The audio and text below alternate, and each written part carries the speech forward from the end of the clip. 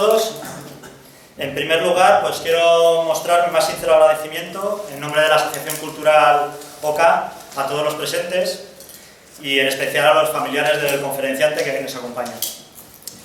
También quiero aprovechar esta tribuna para anunciar que el próximo 9 de marzo tendrá lugar en estas mismas instalaciones organizadas por Fides y por la Asociación Cultural OCA las terceras jornadas de Metapolítica, con ponentes de la talla de Raúl González Borne, Pedro Baños y algunos que ya confío, otros más sorpresas que anunciaremos la próxima semana. Espero que nos veamos dentro de unas semanas. Como la mayoría ya sabéis, OCA está compuesta por un reducido grupo de militantes que en la medida de sus posibilidades pretende irradiar luz en semejante oscuridad. Estos rayos dignos de iluminar nuestra mente y nuestro espíritu deben ser visibles y expandirse. Carlos Caballero siempre ha sido considerado por OCA una de esas luces que atraen con interés y respeto nuestra atención.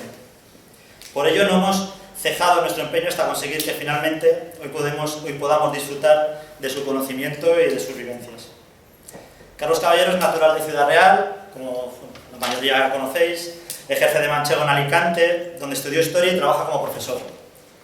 Es un autor especializado en Historia Militar y Análisis Estratégico, y sobre estos temas ha publicado numerosos libros y aún más artículos.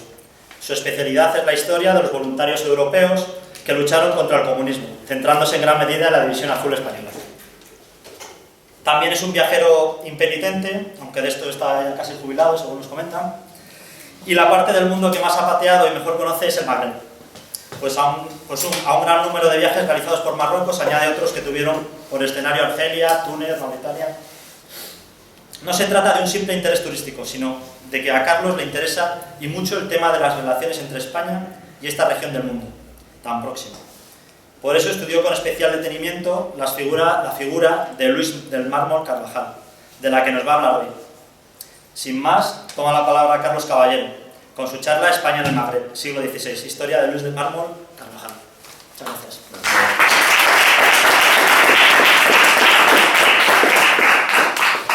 Pues gracias por estar aquí. Claro. Sí, efectivamente, imagino que a algunos les sorprenderá escucharme hablando de estos temas que no tienen nada que ver con lo que normalmente escribo. Claro, uno tiene que ser consciente de sus limitaciones y al final acaba consagrándose a aquello que mejor le sale, pero bueno, también es normal que uno tenga más áreas de interés. Y el caso es que el tema de la presencia de España en África pues lleva muchísimo tiempo interesándome, muchísimo. Aunque fue un descubrimiento absolutamente casual, ¿no? Llega un momento en que uno empieza a trabajar, en mi caso como profesor, y bueno, pues como ya tienes dinerito, te dedicas a viajar. Y el primer viaje que hice con compañeros de trabajo eran todos profesores de biología y estaban todos locos por irse a Kenia a ver animalitos. Yo tenía una curiosidad porque siempre que veía los documentales de animalitos, de la DOC, pues como todos, me quedaba atorrado. Y bueno, voy a ver si esta vez veo de verdad los animales y no me duermo. Pero claro, la cabra tira al monte y ellos estaban entusiasmados viendo los animalitos y yo me lo pasé muy bien un día que fuimos a Mombasa. Porque en Mombasa había un castillo que dominaba el puerto y yo naturalmente, si veo un castillo, me tiro de cabeza al castillo, es lógico. Me interesa más ese tema. Así que vamos al castillo y claro, me quedé de piedra. Porque subes la rampa de acceso y me encuentro un escudo. Es que era el escudo de Felipe II. Claro. Claro, sí, uno recuerdo de que se lo han contado cuando estudiaba, aquello del imperio que nunca se ponía al sol.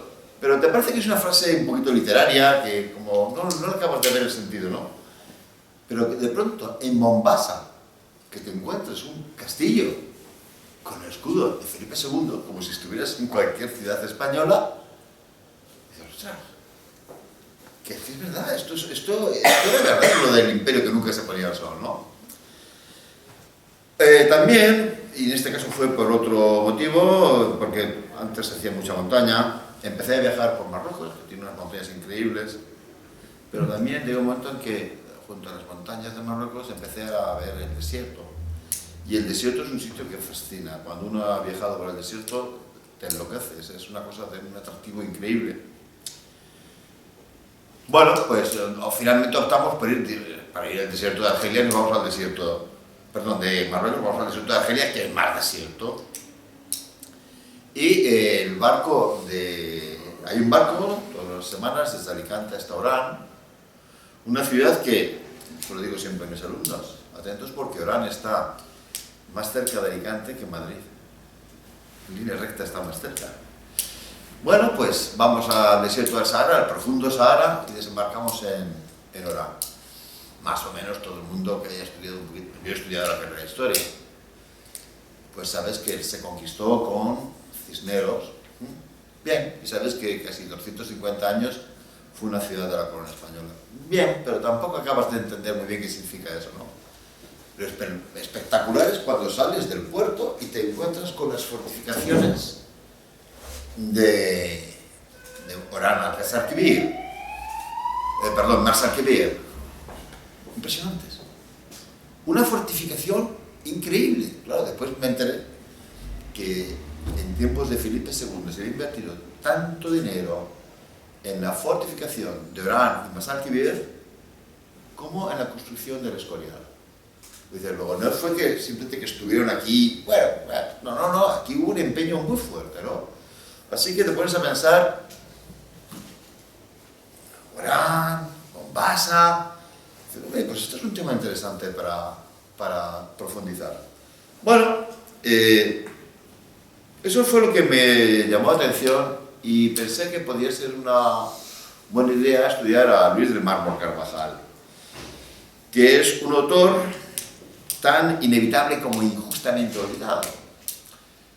¿Por qué Luis del Mármol Carvajal? En cuanto me puse a averiguar un poquitín, descubrí que este señor tenía un libro fabuloso, impresionante, llamado Descripción General de África. No sé si alguno de vosotros, al ver el título de esta charla de hoy, ha tenido la curiosidad de decir, ¿y este quién es? Luis del Mármol Carvajal lo encuentras en Wikipedia, no es ningún secreto. Pero siempre se habla de él en relación con su libro famosísimo sobre la guerra de las Alpujarras. En cambio, esta otra dimensión puramente africanista de Luis del Mármol es la que no se trata, ¿no? Por eso yo le he puesto a esta conferencia el título de Un africanista del siglo XVI, ¿no? Dices, bueno, ¿cómo es posible que esta obra permanezca tan olvidada? Lo primero que ves es que Luis del Mármol responde a un modelo que muchas veces ni nosotros mismos nos creemos. Y es el soldado español del siglo XVI. Existe toda una tradición antimilitarista en España, ¿verdad?, que te pinta siempre a los soldados y a los militares como militarotes brutos y un poquito rafles, muy poco leídos. Es bastante falsa, pero desde luego es muy falsa cuando se aplica al soldado español del siglo de oro. No tenemos más que pensar en el caso de Don Miguel de Cervantes, que, en fin, conocidísimo por su obra literaria, pero del cual casi siempre se minusvalora un hecho que para mí es decisivo, sin el cual no se puede entender realmente a Cervantes. Y es que Cervantes ha sido un soldado de los tercios. Y es un soldado de la campaña de Lepanto. Yo creo que sin esa dimensión militar de Cervantes no se puede entender su obra.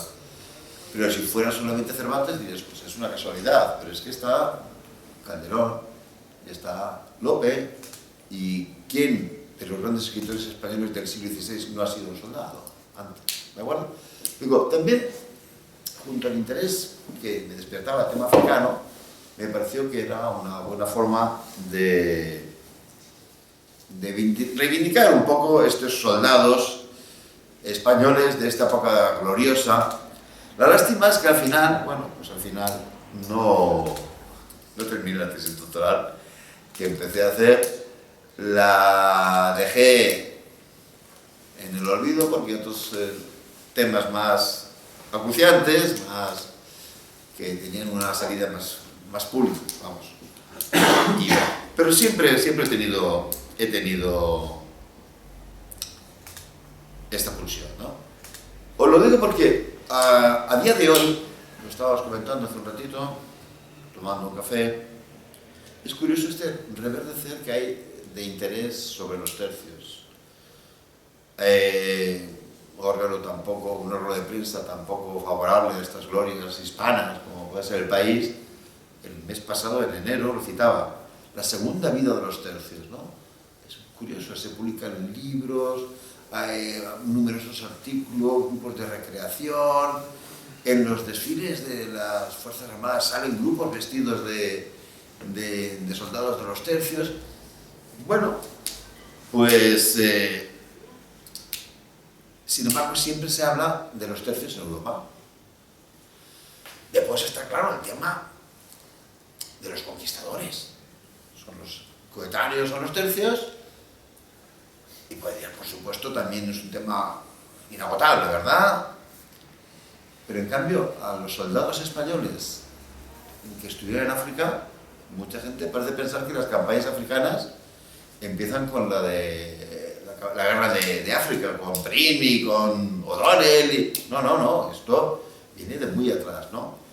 Era, por tanto, una ocasión también para reivindicar este tema, la presencia militar, la actividad militar de España en el norte de África es muy importante. Y después, al final, en una reflexión de por qué tiene sentido analizar su importancia. ¿De acuerdo? En realidad fue una lucha titánica.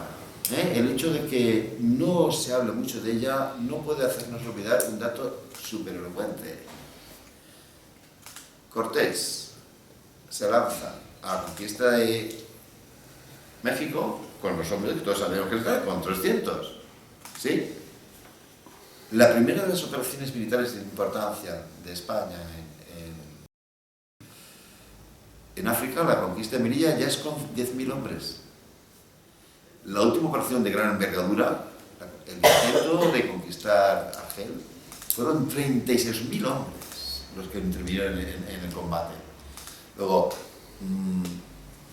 sí, es cierto de que tienen menos incidencia histórica porque al final no se consiguió lo que se pretendía, pero lo que no podemos es seguir ignorando la importancia que se le concedió en su momento a estos hechos, y el esfuerzo que aquí se hizo. Y sin embargo, fuera de algunos muy pocos especialistas en la historia española, se han ocupado de este tema. Me refiero a de Luis del Mármol, Tomás García Figueras, Agustín García de Zúa, ya fallecidos, y Miguel Ángel de Bunes, son casi los únicos que han hablado de este personaje.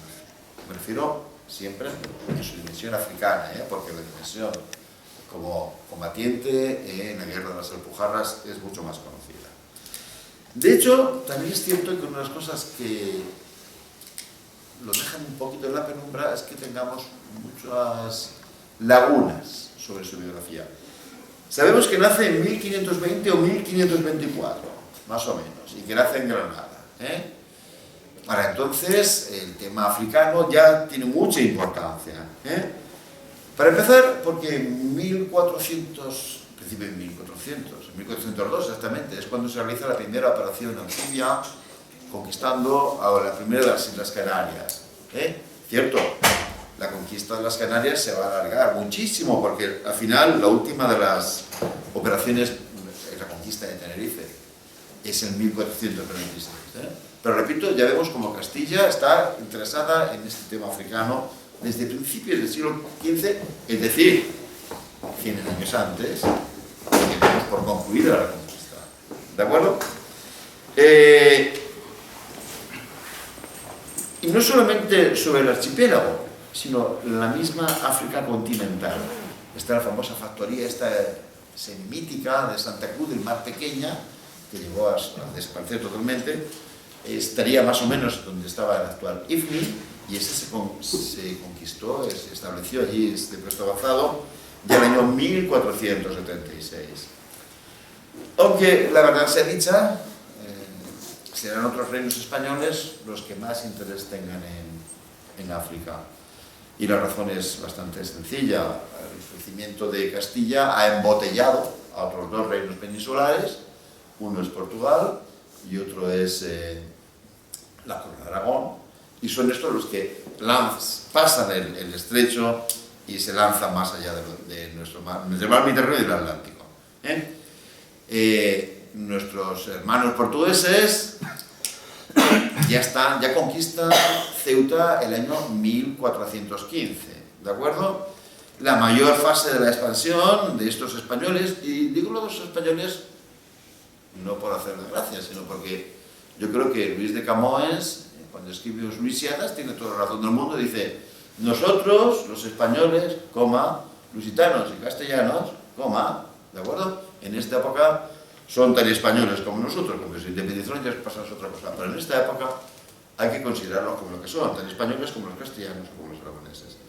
Repito entonces que fundamentalmente es la corona de Portugal la que hace una presión muy fuerte para establecerse en Marruecos, con Alfonso V, el africano,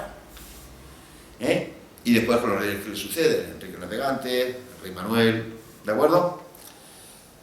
Por eso, atentos, porque es muy curioso, todo el mundo habla del Tratado de Tordesillas y dice, bueno, pues en el Tratado de Tordesillas es América para los españoles,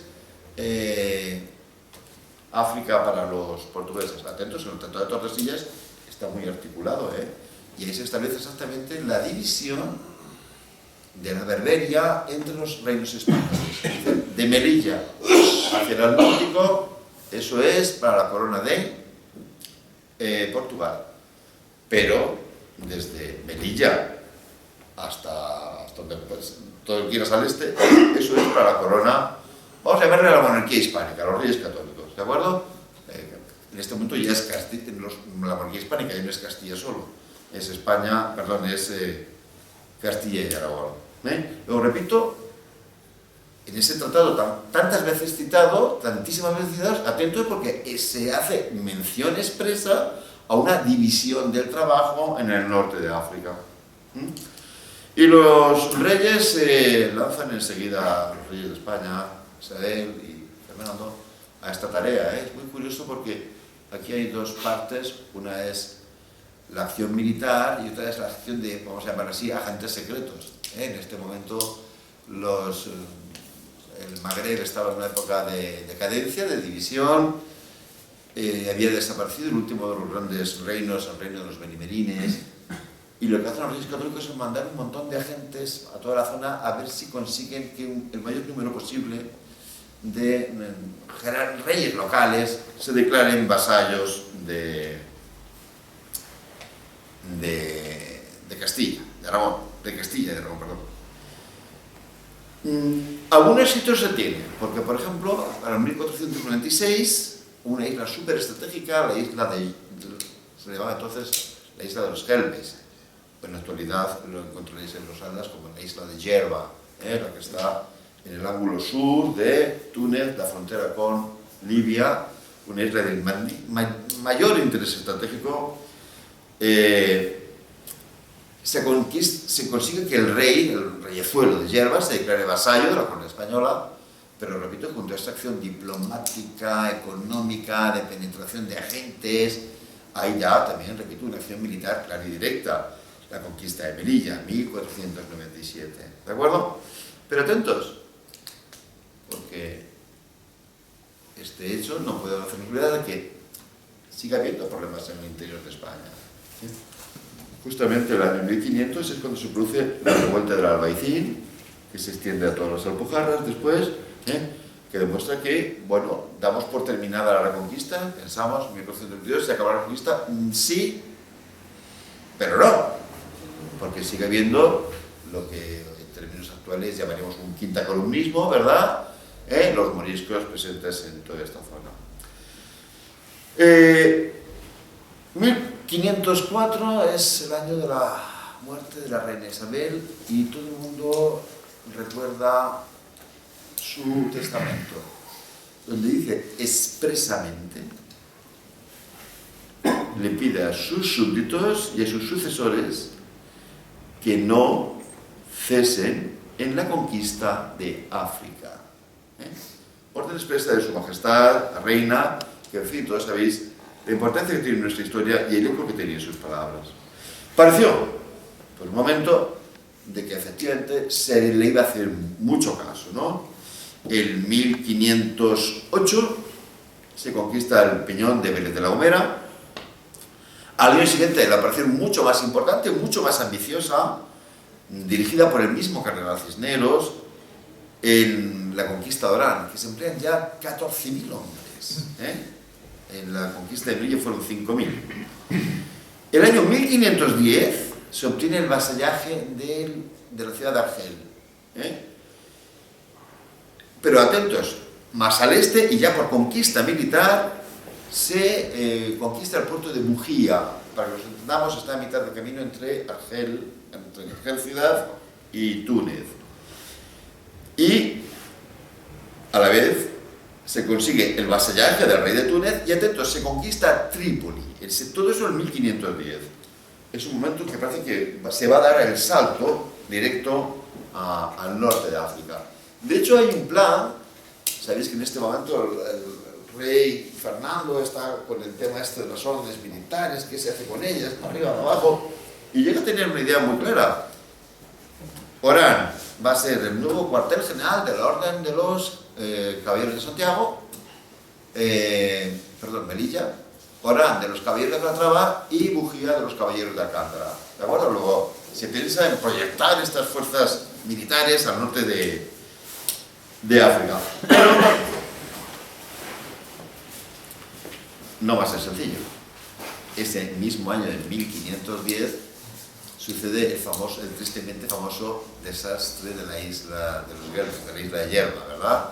Se reconquista por parte de los musulmanes la isla y la guarnición es pasada a cuchillo y degollada, y se hace con ellos una famosísima pirámide que estuvo en la isla durante prácticamente hasta el siglo XX, allí se conservaba. ¿De acuerdo? Es más, entra en acción un personaje también famoso en nuestra historia, Hayr ad-Din Barbarroja, que consigue hacerse con Argel. Solamente nos deja Argel es una bahía y en el centro hay una isla, ahí viene el nombre del país, Aljazair, la isla, Argel, ¿de acuerdo? Nos quedamos solamente con la isla de Argel y un intento de reconquistar Yerba acaba mal, la expedición no consigue ni siquiera desembarcar. Esto fue el año 1520, que es justamente cuando viene al mundo Luis del Mármol Carvajal en Granada, que de todas las ciudades de España posiblemente es la más sensibilizada con los temas del norte de África, y los motivos son obvios. Ciudades como Murcia y Cartagena parecían más volcadas hacia el mundo italiano. Ciudades como Sevilla, ya a estas alturas, ya se habían volcado hacia el mundo americano, y encajonada entre ambas estaba la ciudad de Granada, que parece que tenga su hinterland natural en el norte de África, en el Magreb. ¿De acuerdo? Repito entonces que a él, un granadino, este tema de África, del cautivo del primer autor, no tiene extraño. Un tema donde dice que había aspectos oscuros, lagunas en la biografía de Mármol. Uno de ellos es su nacimiento. Hay tantas luces, tantas sombras sobre su nacimiento que, bueno, esto también forma parte de las tradiciones nacionales. Se ha especulado con que era morisco. Ya sabéis que en España hay toda una tradición de atribuirle a todo el mundo o orígenes judíos o orígenes moriscos, como si no... Bueno, no, en realidad sabemos muy bien porque él no habla apenas de su nacimiento, es un hijo bastardo de un escribano de la audiencia de Granada, y claro, pues en esta época pues no es de muy buen tono, y por eso él guarda silencio sobre sus orígenes, pero repito, es cristiano viejo. También es extremadamente pudoroso sobre su carrera. Sabemos que entra como soldado y sabemos que llega a oficial y tiene un cargo de importancia, pero él nunca dice sus méritos. Si dijera, mira, es que es un tío analfabeto que no sabe escribir, pero si tiene publicados unos libros estupendísimos y gigantescos. La descripción general de África tiene este tamaño, ¿de acuerdo? Pero, ¿y por qué no habla de sus campañas, de sus métodos militares? En realidad, los que recordéis a Calderón no os va a extrañar. Aquí la principal hazaña es obedecer, y el modo en que ha de ser es ni pedir ni rehusar. Él no habla de sí mismo, él es un soldado y punto pelota, no tiene por qué echarse flores, ¿de acuerdo? Ya hemos visto la oficina en la que nace, y repito, a partir de ese momento las noticias que van llegando, casi todas son negativas, En 1522 se pierde el Peñón de Verde de la Gomera, en el 24 fue totalmente arrasada Santa Cruz del Mar Pequeña, que os he dicho estaba en Sidi, Ifni. En el 29, Barbarroja, que ya es el dueño de Argel, de la ciudad de Argel, se adueña de la isla de Argel. Y en 1524, Barbarroja depone al bey, al reyazuelo de Túnez, que era vasallo de España. Había que reaccionar. Y finalmente el rey, el César Carlos, reacciona. Reacciona lanzando una campaña contra Túnez, en la cual él participa en persona. Esto sabemos que su Sacra, Cesar y Católica Majestad, el emperador Carlos, fue un gran guerrero, y todos lo recordamos con esa imagen increíble, ¿verdad?, en la batalla de Mühlberg. Pero atentos, porque no le recordamos tan a menudo en sus campañas africanas. Realizó dos grandes operaciones africanas. En la primera, que interviene Mármol, es la conquista de Túnez. No podemos saber exactamente si fue ya como soldado o como paje de algún oficial, depende de la edad que le atribuyamos. Pero él lo dice claramente que he servido bajo las banderas imperiales en todas las empresas de África por espacio de 22 años. ¿De acuerdo? Yo confío en que ahora que hay este interés por la historia de nuestros tercios y por estas campañas militares españolas, que finalmente algún historiador español de solvencia analice esto en términos más actuales. Hay algunos libros que son demasiado antiguos. Porque de hecho es bastante triste que todo el mundo considera el mejor libro sobre la presencia militar de España en el Magreb en este siglo es de un autor norteamericano, se llama The Forgotten Frontier, la frontera olvidada, una historia de la frontera iberoafricana en el siglo XVII, ¿de acuerdo? A ver si... Repito, vamos solventando ese problema. ¿Por qué este interés por el norte de África? Bueno, la gente, y ahora que cada vez estudiamos menos historia de España en los institutos y en los colegios, la gente puede que haya perdido un poco el sentido histórico de los sucesos. Pero miren, un español de esta manera sabe perfectamente que desde la invasión del siglo VIII, de la invasión del siglo VIII, ha habido otras 3 invasiones norteafricanas, ¿verdad? Ha estado la invasión de los almorávides, ha estado la invasión de los almohades, y ha estado la invasión de los benimerines, ¿no? Yo también quizá en esto estoy más sensibilizado que otros españoles, porque yo soy de un pueblo que está en la frontera, donde está el castillo de Calatrava, que se construyó para luchar contra los almohades. Entonces quizás eso me hace que... Pero creo que esta noción se ha perdido entre nosotros hoy en día, pero no era así entre los españoles del siglo XVII, que se ven muy bien que si querían mantener la España cristiana que acababan de terminar la Reconquista, no podían olvidarse del norte de África, que en cualquier momento, igual que había habido una invasión almorávide y benimerín, podía volver a reaparecer este problema.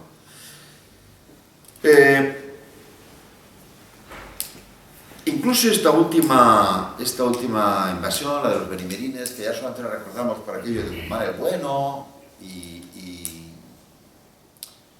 la batalla del Salado, había tenido mucha más importancia de la que le damos, ¿no?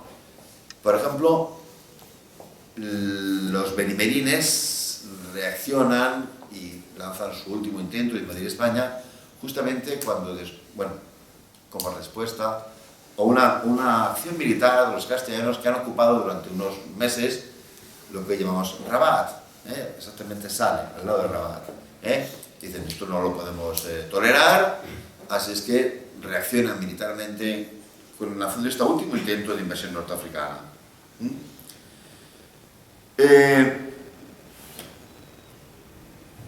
Por tanto, tenemos por un lado, así sintetizo esta primera parte, que hay una constante actividad militar española en la región, que es una actividad militar de muchísima envergadura, que el esfuerzo militar que se hace es, por ejemplo, infinitamente mayor que el esfuerzo militar que se está haciendo en América. ¿De acuerdo? Y, sin embargo, los resultados son escasos.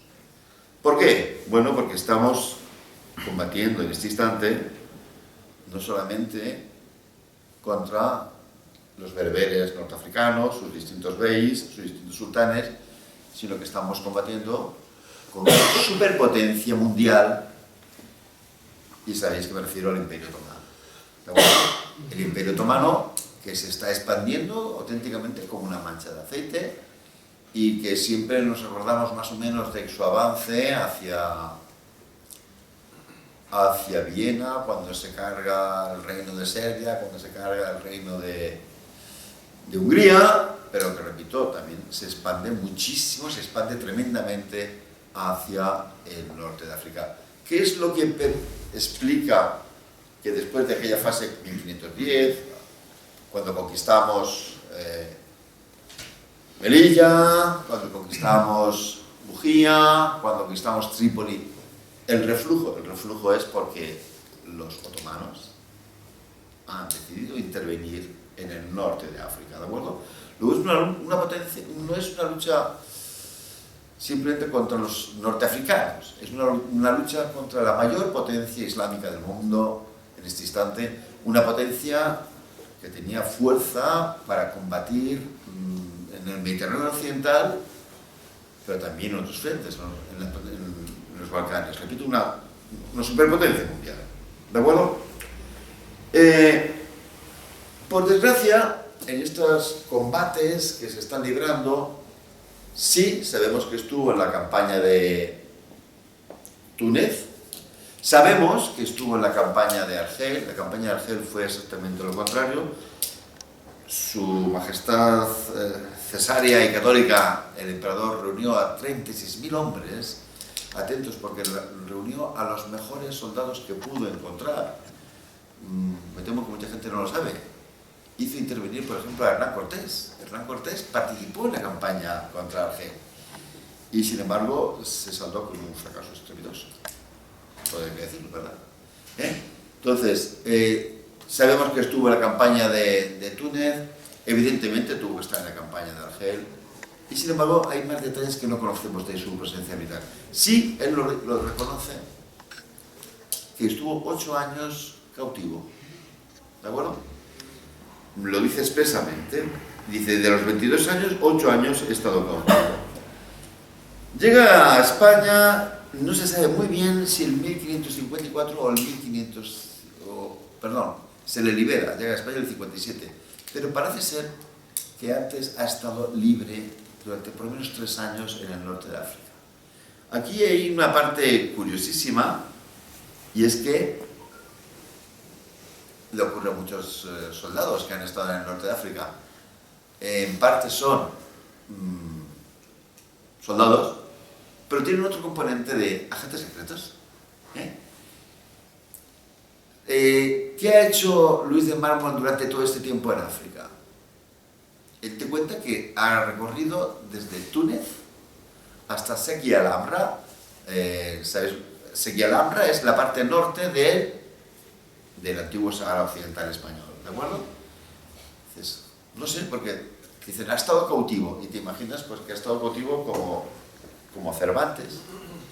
Cervantes, pues lo ha contado de verdad, estaba ahí en los baños en Argel, cautivo, como quien dice, con las argollas esas típicas.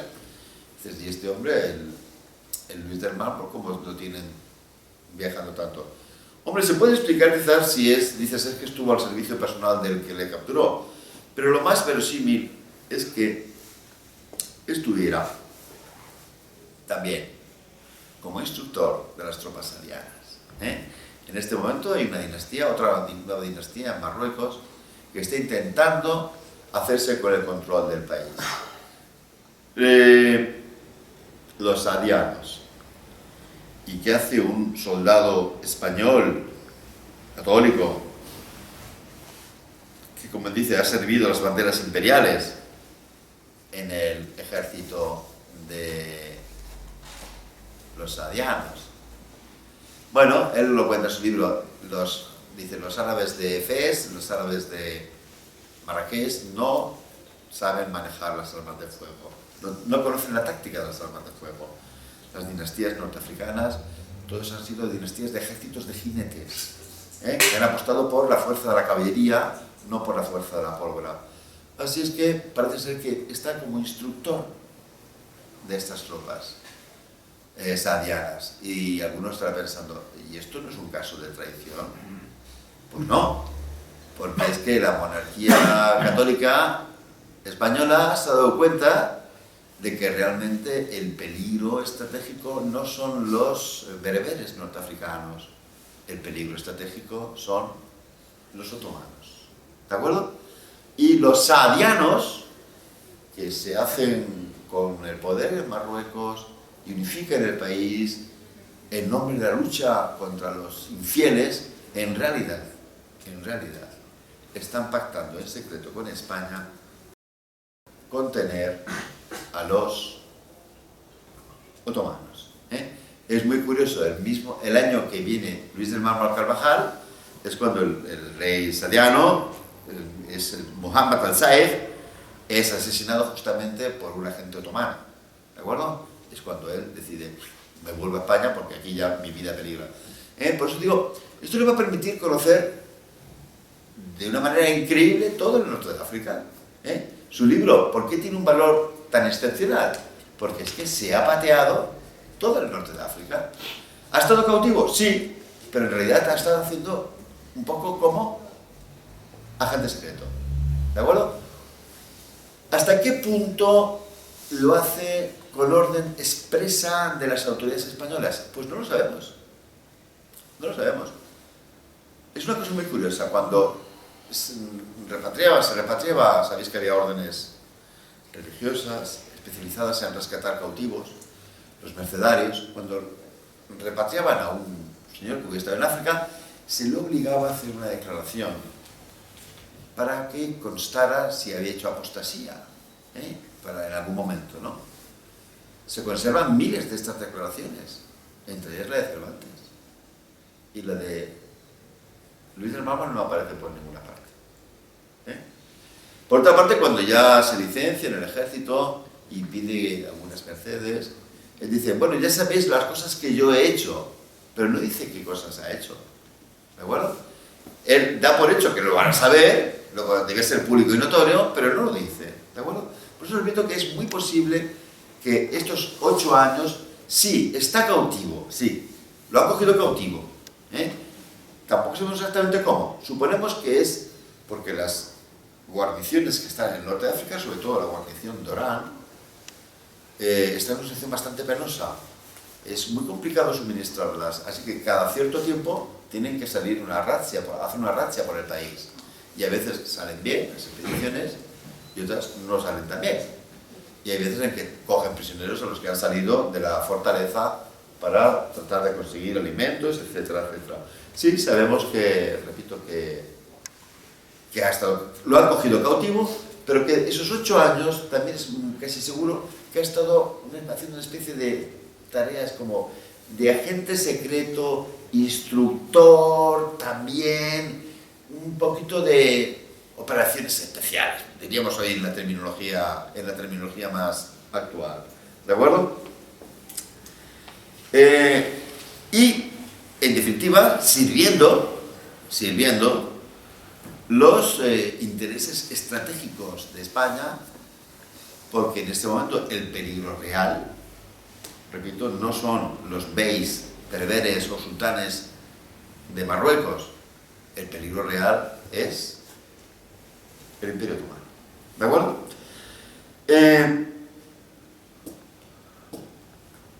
Por otra parte, tampoco vamos a desvelar ningún secreto.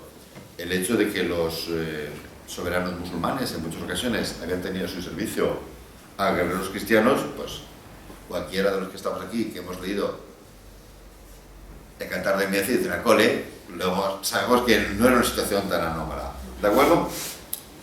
Muy bien. El caso es que finalmente vuelve a España y continúa su carrera militar. Participa en las campañas en Italia. Hay un testamento de Felipe II, es uno de esos momentos que tiene unos roces tremendos con el papado y está operando en Italia contra el papado. De la campaña de Italia vuelve a su natal y participa de una manera muy activa en la guerra de las Alpujarras. Es curioso, porque, bueno, todos sabéis que la campaña, la rebelión de las Alpujarras fue una amenaza militar tan seria, como para que el comandante en jefe de las tropas fuera ni más ni menos que don Juan de Austria, ¿de acuerdo? El mejor general español del momento, no es ninguna tontería. Y don Juan de Austria le da un cargo de extremada confianza. Es el veedor real del ejército de don Juan de Austria. Eso significa que ya tiene categoría de oficial, el veedor. Es más, sabemos cosas que hizo en esta campaña. Es un poco el interventor, en términos actuales. Detectó una serie de prácticas corruptas que había en los suministros, en las pagas, etcétera, etcétera, y les atajó con mucha eficacia. Sin embargo, ya debe tener sus años, y no acompañó a don Juan de Austria en la siguiente gran campaña del príncipe, que es, ya lo sabéis todos, Lepanto. ¿De acuerdo? Él se quedó en su gran natal y lo sabemos porque está registrado la partida de bautismo de su hijo el año 1572. Y es ese año, el año 1573, cuando publica el libro que fue el que a mí me despertó el interés por este hombre, la descripción general de África. Sabemos que se enroló muy joven en el soldado. El soldado no consta que tuviera estudios, pero desplegó una erudición pasmosa. Repito, si uno no entiende el perfil del soldado español del siglo XVI, esto no puede entenderlo. Pero recuerdo esta brillantísima definición que ha hecho Pudu, ¿verdad? Es el soldado gentilhombre. No es simplemente un tío que maneja muy bien la espada, es un señor que sabe escribir, que sabe leer, que es culto. En los campamentos españoles en este momento estaba Marte, pero no nos engañemos, también estaban las musas, y esto se nota en la cantidad de estos señores que tenemos con estos perfiles. La coincidencia de la victoria de Lepanto y la aparición del libro de descripción general de África es muy difícil que sea casual. ¿De acuerdo? ¿Cómo interpreta él este hecho? Dice, bueno, ahora sí, nos hemos lanzado al centro del poderío otomano, porque os recuerdo que no es que se haya interceptado a una flota otomana que llega a las costas españolas, sino que nos hemos metido al Golfo de Patras a derrotar allí a los otomanos, ¿no? Entonces, él está convencido de que ahora sí España va a poner toda la carne en el asador en esta lucha contra el Islam. Aunque no participó en la campaña de Lepanto, es curioso porque se le tenía por uno, bueno, se le tenía, no, era una autoridad en temas del Magreb e islámicos, y se le encarga la traducción de la bandera que se le ha cogido a la flota otomana, a la nave capitana, que viene a España, y se le encarga a él la traducción de este texto. ¿De acuerdo? El libro de Luis del Mármol, descripción general de África. Veremos que tiene un título mucho más largo. La primera, este libros y volúmenes, en definitiva, para la terminología actual, son como dos volúmenes. Uno muy grueso, un libro muy grueso, dos volúmenes que aparecen en el 1933, pero significativamente la última parte, la tercera parte, no aparece hasta 26 años más tarde. La primera parte se la ha hecho un editor, que tiene un libro para la época, un gran formato, muy cuidada la edición para la época, y la segunda parte se la tiene que pagar él. Ya no hay editor que quiera sacarle esto.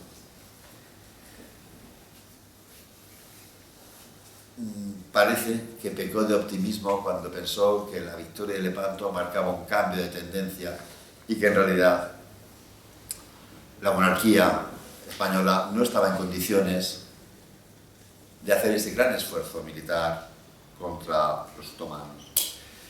De hecho, vista con nuestra perspectiva actual, lo que vemos es una estrategia esencialmente defensiva.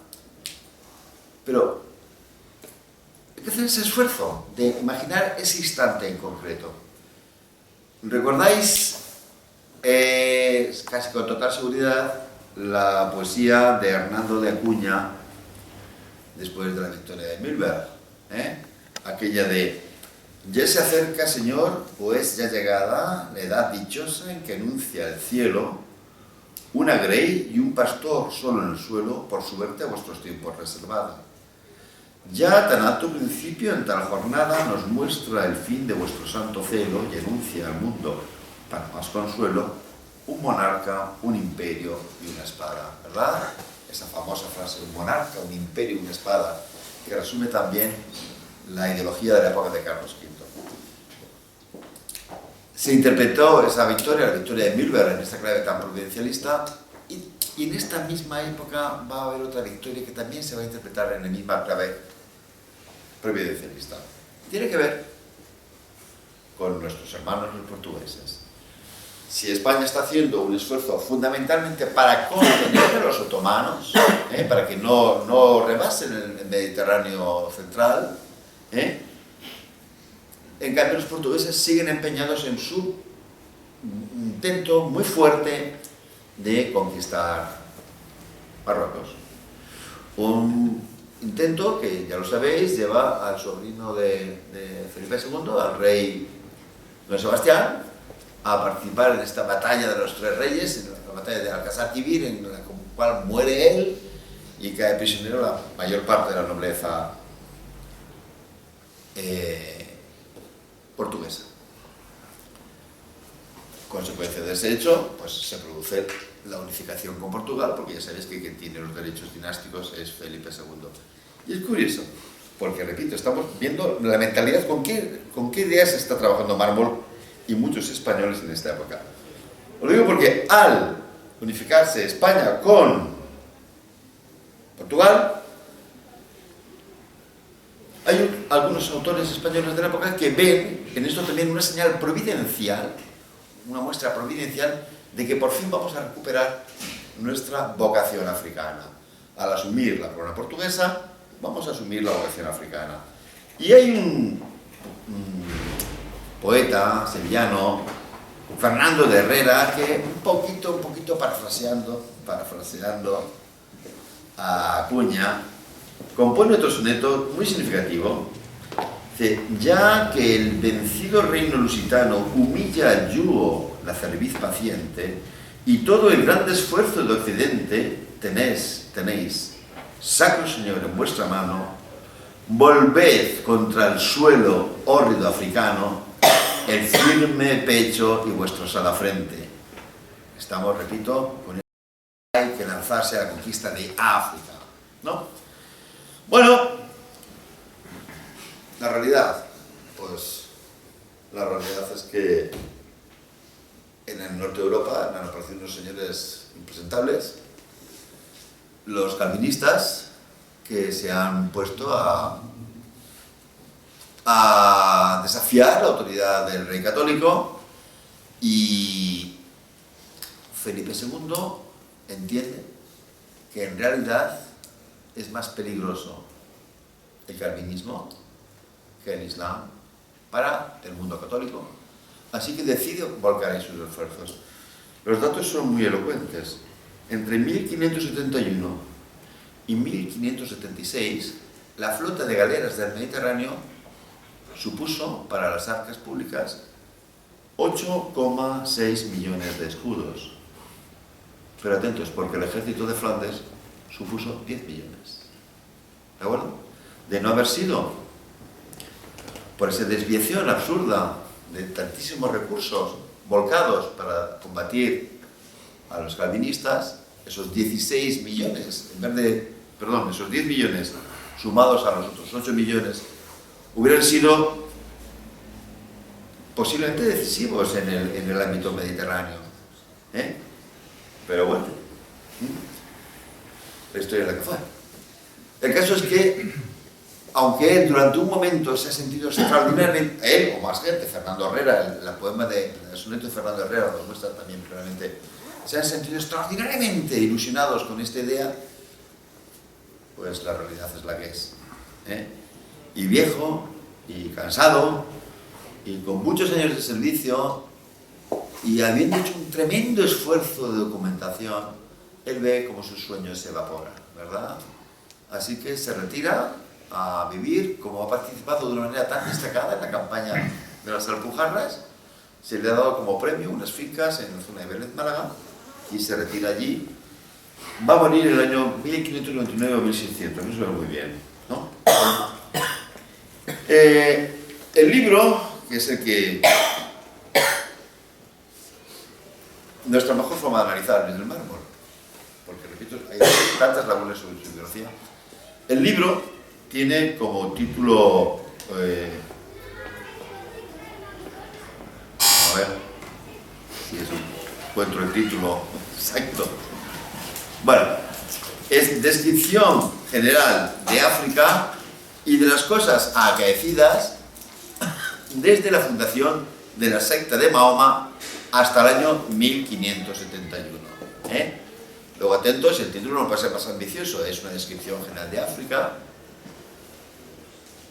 pero a la vez es una historia de la lucha entre el mundo islámico y el mundo cristiano, que sorprende por su extraordinaria erudición. Es que narra la conquista de los árabes de Persia, o las campañas de los árabes contra el imperio bizantino. ¿De acuerdo? Es de una erudición pasmosa. Tiene una parte geográfica, donde describe las características de los ríos, las ciudades, de toda esta región. Llega, evidentemente no las he visto todas, aquí está manejando otras fuentes, llega prácticamente hasta el río Congo. Para él África acaba en el Congo. Y recoge aspectos que normalmente nosotros tenemos totalmente olvidados, ¿no? Como la correspondencia de los distintos reyezuelos de la zona del Congo, dirigida a los reyes de España, en concreto a Felipe II, ¿no? Repito, nos da una impresión, es una obra de una erudición famosa, ¿no?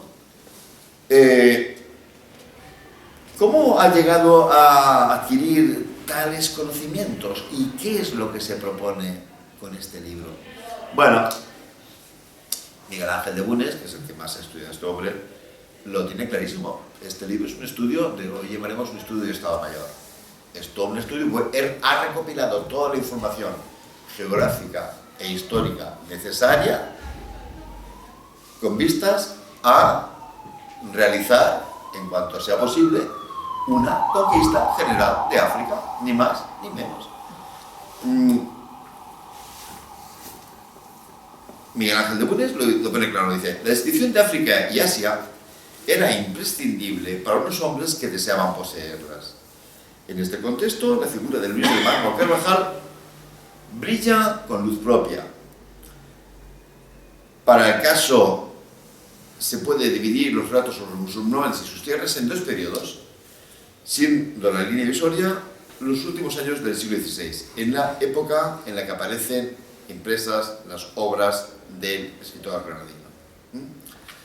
Resumiendo, como militar, tiene la obligación de facilitar los instrumentos necesarios para la ocupación del territorio. Luego, no es simplemente un señor que ha estado, diríamos en terminología actual, pegándose barrigazos en todas las campañas, sino que, repito, hace un trabajo de Estado Mayor absolutamente impresionante, recopilando todo tipo de datos. Por ejemplo, y no es casualidad, subraya mucho las tensiones existentes entre los distintos reyes musulmanes de la época o entre estos reyes del Magreb y los otomanos, porque, repito, él quiere explotar, evidentemente, esas debilidades de cara a ese proyecto. También, como esto, se trata de hacer una síntesis muy global, es increíble la narración tan detallada que hace de lo que nosotros llamamos la Reconquista. Tan sorprendente es el libro que, evidentemente, la gente ha dicho, bueno, ¿y este tío? Si es un tío que no tiene estudios, es un tío que, bueno, sí, su padre es un tío de prestigio, pero no lo ha reconocido, no tiene fortuna tampoco. ¿Cómo se ha podido documentar? Algunos subrayan que sí, que es cierto, que ha utilizado mucho una obra muy similar en título a la suya, escrita por un personaje llamado León el Africano. No sé si os suena. Hay una famosa novela de Amin Malouf que se llama León el Africano. Este León el Africano era también granadino como él, pero este era morisco. Se había establecido en Fez, lo capturaron los cristianos y entonces fue esclavo del Papa, y durante esta esclavitud escribió esta descripción general de África. Pero atentos, porque la obra se publicó en italiano. Luego, Luis del Mármol no solamente se tomó la molestia de conseguir la obra, sino es que la está leyendo en italiano, porque no se publicó en español. Cuando se estudia con detenimiento, dices, bueno, también aquí hay muchas cosas tomadas de autores portugueses. Por motivos obvios, ya sabéis que los portugueses son los que más han llegado. Mientras que el Tratado de las Casovas limitaba la expansión española en África al sur del Cabo Bojador, ya no podíamos bajar, ellos sí. Entonces todo lo que cuenta él sobre el Golfo de Guinea, es de autores portugueses. Vale, estupendo. Es cierto, no los cita tampoco. Ni cita a León Africano, ni cita a los autores portugueses a los que está usando. Pero esto no es nada que nos sorprenda. A los que conocemos un poquitín la historia de la época del Renacimiento, es muy curioso, porque los autores del Renacimiento citan siempre, por su nombre, por su título, las obras de los autores de la Antigüedad clásica, que eran los que tenían el argumento de autoridad. Pero obviaban el citar a los autores contemporáneos, ¿no? Pero repito, sí, en algunos casos hoy diríamos, coño, está plagiando, ¿no? Sí, pues vale, pero repito, está leyendo, que no es en una época que no podéis pedir los libros en Amazon, Y se ha conseguido el tío bibliografía en italiano, se ha conseguido bibliografía en portugués, la está trabajando, la domina y la integra en un relato, repito, muy coherente como estudio de Estado Mayor. Forma de saber que el libro es una pasada del libro. Muy sencillo, nosotros llega un momento en que abdicamos totalmente de nuestra vocación africana, pero no así nuestros vecinos del norte, los franceses, que ya sabéis que van a ser al final los que se queden con todo el África magrebí, ¿no? El libro de Mármol Carvajal se publica en francés, en España pasó, se olvidó enseguida la existencia de este libro, y sin embargo se publicó en francés en el siglo XVII, al final del siglo XVII.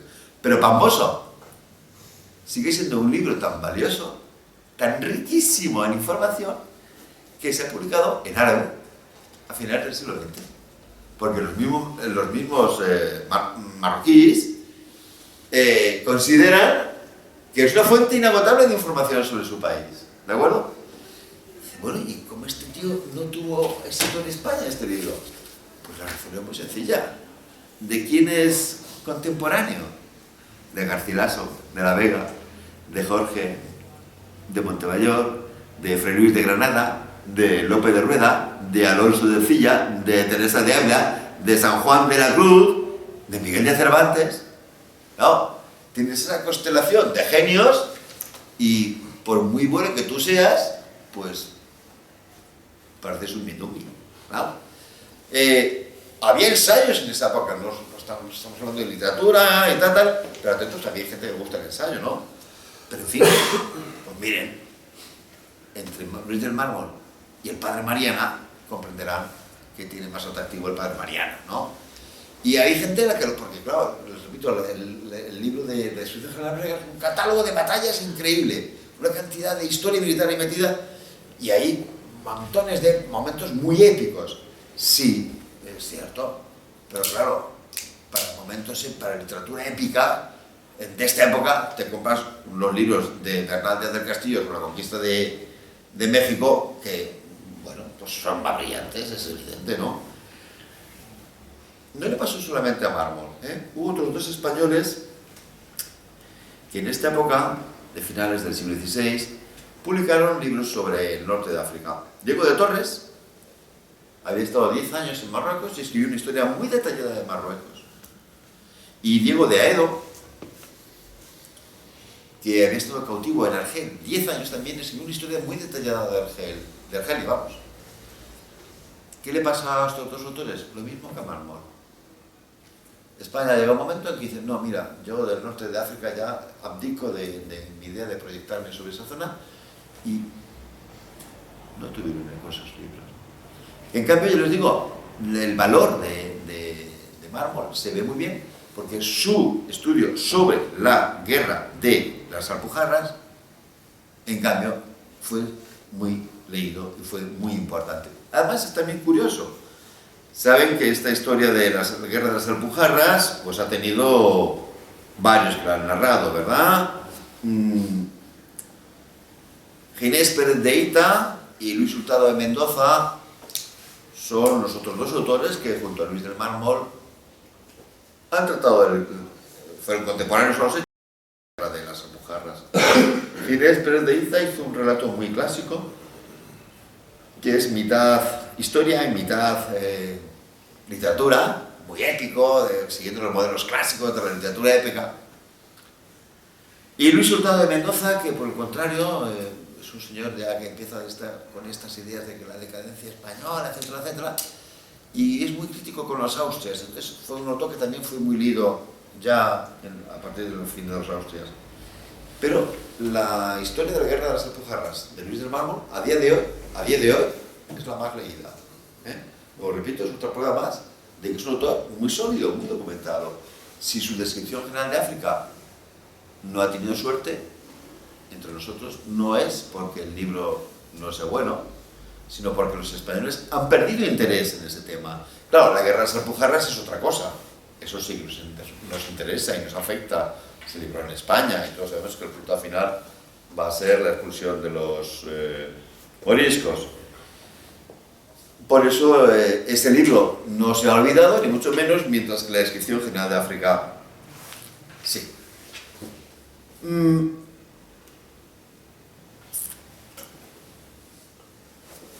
Al final, ¿cómo cabe valorar esta época?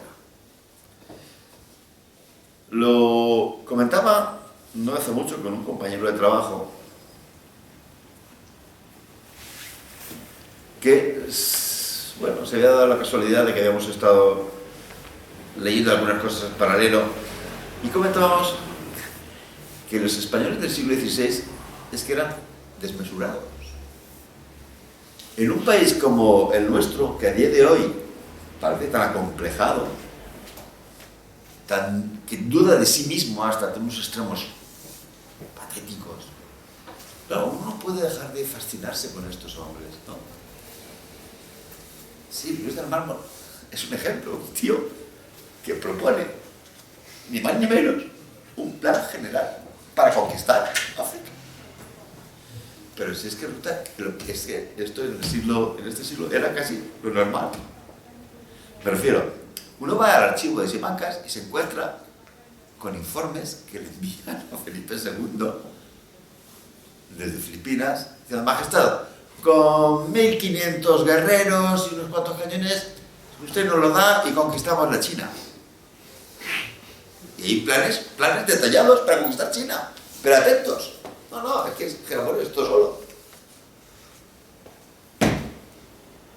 Los polacos, bueno, su majestad católica, ya sabéis que estaba siempre en defensa de la ortodoxia católica y tenían gran estima a los polacos, porque eran también católicos muy devotos, y estaban siendo amenazados por el avance de los rusos ortodoxos. Así que ni corto ni perezoso, el Consejo de Guerra redacta un plan de operaciones para enviar unos cuantos tercios, atentos, al puerto de Arcángels, en el Mar Blanco, y desde allí avanzar sobre Moscú. ¿De acuerdo? Dice, no puede ser que esto lo hiciera. Sí, lo planeaban. Que bueno, pero esto se quedaba a nivel de planificación. Pues no. Si no conocemos la historia de Luis del Mármol, pues se le ocurre, por ejemplo, y esto tengo que citarlo porque si no reviento, porque es de mi pueblo, Blas Ruiz de Hernán González, de mi pueblo, mismamente de mi pueblo, conquistó Camboya.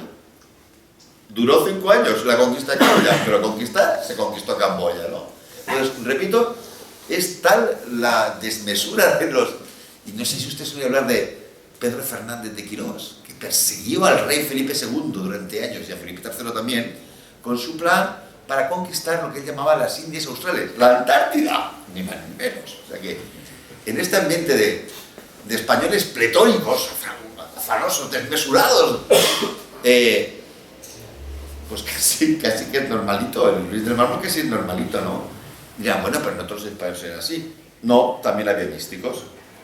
Pero, por ejemplo, nos lo recuerda este gran filósofo rumano, Emil Cioran, cuando dice, la mística española, dice, son los contemporáneos de los conquistadores.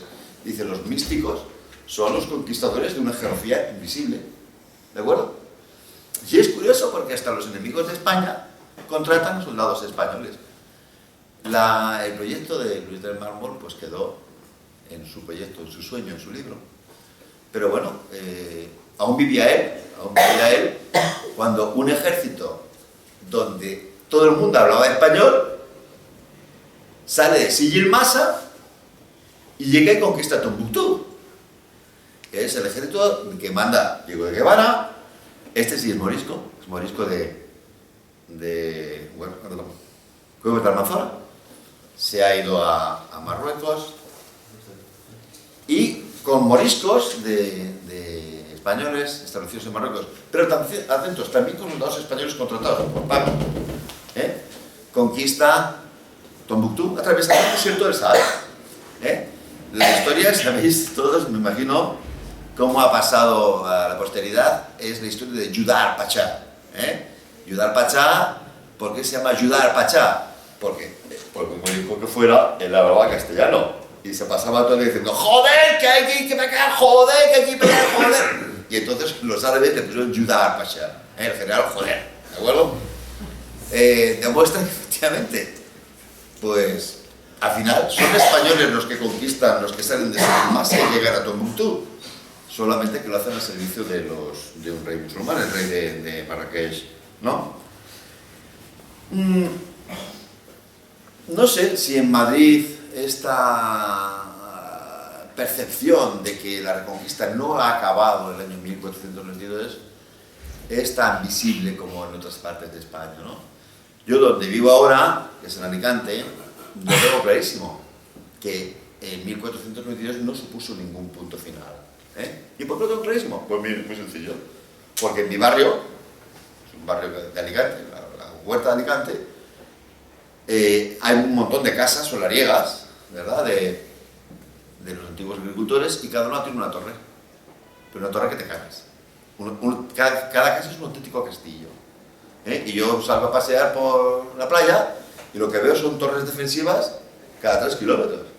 Y evidentemente no las pusieron para que hicieran fotos bonitas los turistas cuando vinieron en el siglo XX, sino que hubo una guerra que acaba en 1492 y la guerra contra el Islam continúa como mínimo durante 2 siglos más.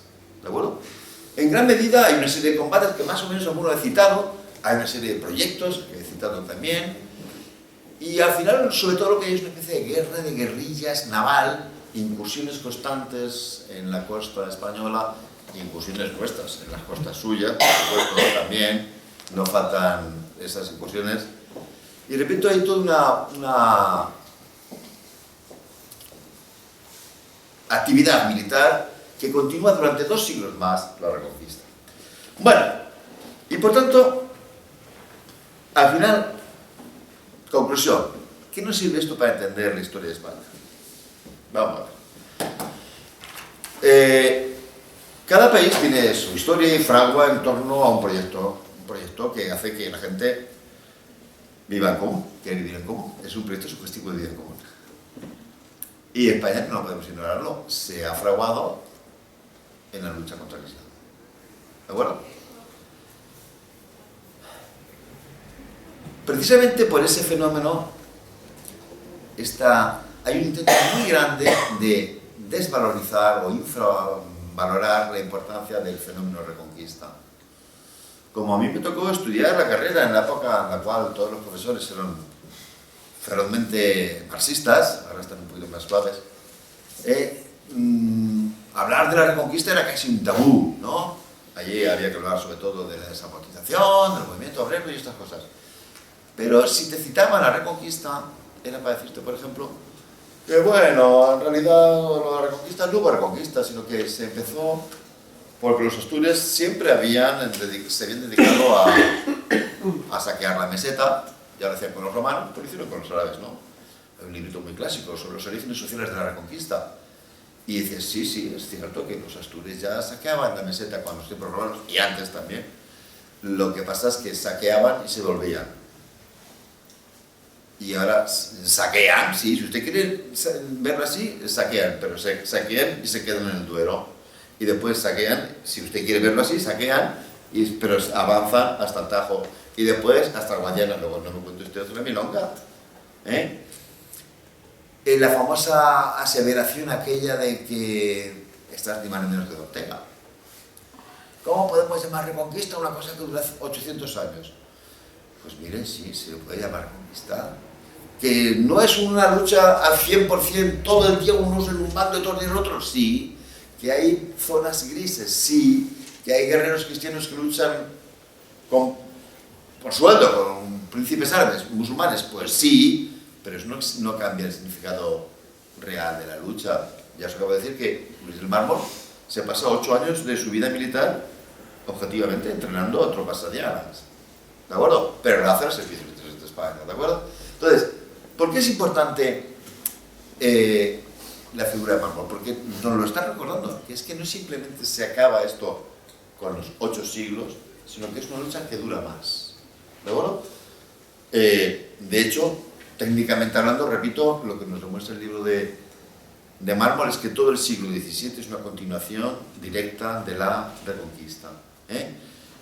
Y esto es una cosa que hay que decirlo porque, en fin, como estamos en los tiempos del multiculturalismo y de la alianza de las civilizaciones y todo eso, pues creo que es conveniente recordarlo, y la figura de Luis del Mármol pues nos sirve para recordarlo, ¿de acuerdo? Y también quiero de paso terminar diciéndoles que yo específicamente no soy ni mucho menos, no destaco por ser ni anti-islámico ni anti-árabe, al contrario, me parece que hay gente más peligrosa que ellos, todo se ha dicho, más peligrosa para nuestra identidad nacional que los musulmanes y que los árabes incluso, ¿no?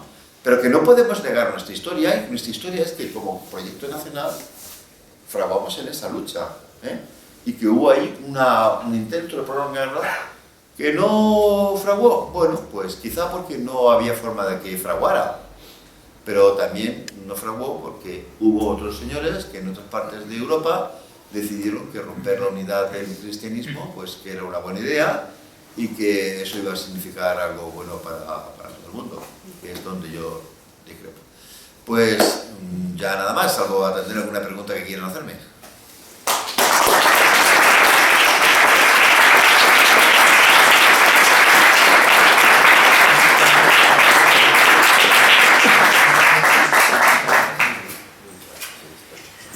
¿Preguntas?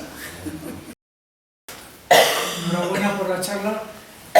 ¿Alguna de las obras de Luis del Mármol están editadas o hay...? Su libro sobre la guerra de Granada es facilísimo de encontrar. Sí. El otro, el de la descripción general de África, lo puede usted conseguir en la Biblioteca Nacional, se lo pide, se lo hacen, lo tienen en microfichas, se lo imprimen y se lo van a la casa. ¿Ah, sí? Sí, pero es un pochazo así, es una edición facsímil con prólogo de Amezuga, hace un estudio previo sobre su figura. Pero es una edición facsímil, es decir, tal como está O escrito. sea, que no hay ediciones ni antiguas, ni de los años 50. No. Es una edición, sí, una edición facsímil de los años 50.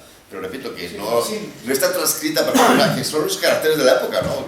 Que, se lo digo porque a veces cuesta leerlo. Sí, sí. Cuesta leerlo, no hay una edición, digamos, crítica actualizada al lenguaje actual, con anotaciones, porque claro, ¿qué pasa? Pues miren que los nombres de las personas y los nombres de los lugares te vuelven loco para seguirlos, porque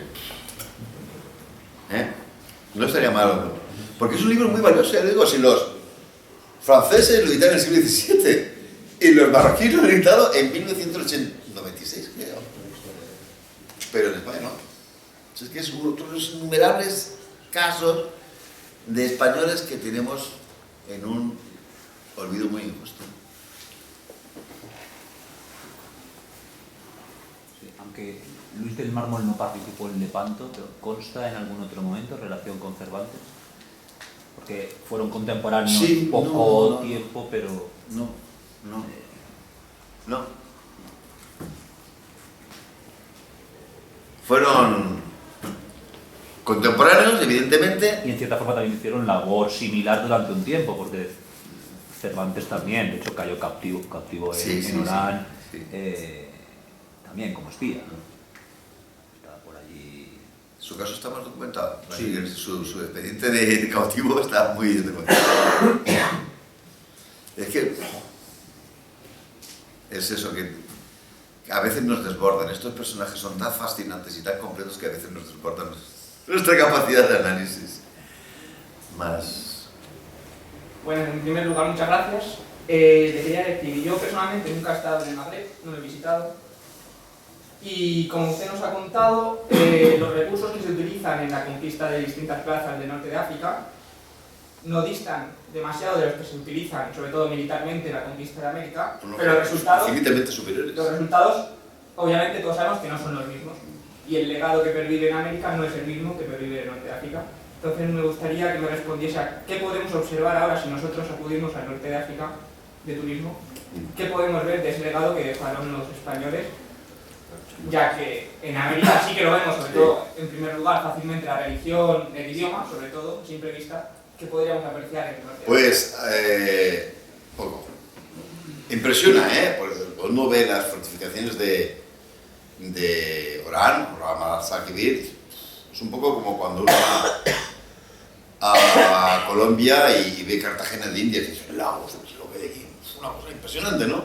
Pero claro, es que allí no hay un hinterland, no se pasó allí. La resistencia musulmana fue muy fuerte.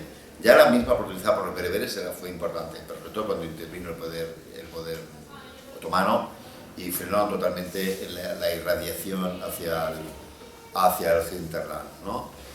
Nada, es muy poquito esa presencia y evidentemente es curioso, quedan cosas, pero son de otra época posterior. Por ejemplo, ya con la colonización francesa, en la zona de Orán, la colonia que hubo española era tremenda. Eso también nos pasa a los que vivimos en Alicante. En la ciudad de Alicante llegaron a vivir 50.000 pieds noirs, argelinos de origen español, argelinos europeos de origen español, que con la independencia volvieron a Alicante, ¿no? Entonces, no hay nadie en Alicante que tenga cierta edad que no tenga amigos pieds noirs, ¿no? Pero bueno, entonces cuando uno va a esta parte de África, por ejemplo, te sorprende que hay palabras en español.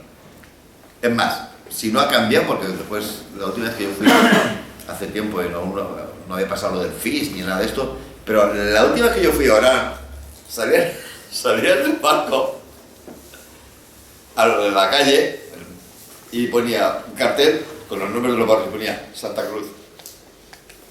Aún se conservaba el nombre del barrio donde habían vivido los españoles de Orán. Y tenía ese nombre, claro, que tú llegas ahí y dices, hostia, no jodas, si el barrio se llama Santa Cruz, y puesto así, en perfecto castellano. Pero claro, simplemente en Orán. no hubo transpaís, ¿no? En este sentido, claro, por eso digo que es interesante reflexionar un poco sobre estos temas porque, mira, se lo acabo de decir, yo no soy ningún enemigo ni mucho menos frontal del Islam, me parece que es una cultura muy interesante, muy importante y que hay que respetar en cualquier caso, porque no nos engañemos, uno cruza el estrecho y se pone a andar desde Ceuta hasta Pekín y estás recorriendo países islámicos sin salir de países islámicos. Luego, evidentemente, es una de las grandes culturas de la humanidad. Hay que saber que no es la nuestra, hay que saber que nuestra relación con ella ha sido polémica, hay que saber que hemos fraguado como nación en este enfrentamiento, pero es una tontería muy gorda lo que se hace de despreciarla como si fuera es una de las grandes creaciones culturales de la humanidad.